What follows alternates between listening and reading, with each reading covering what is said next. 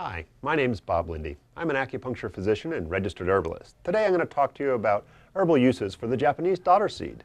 It's also known in Chinese medicine as 自四字.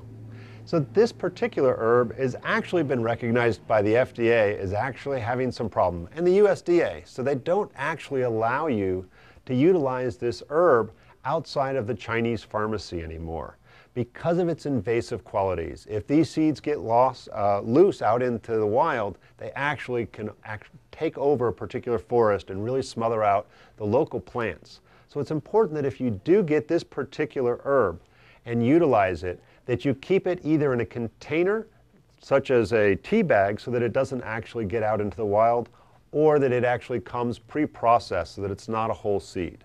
But you can still find in some of the Chinese pharmacies it in a tea bag or even in the loose form if it's fairly old.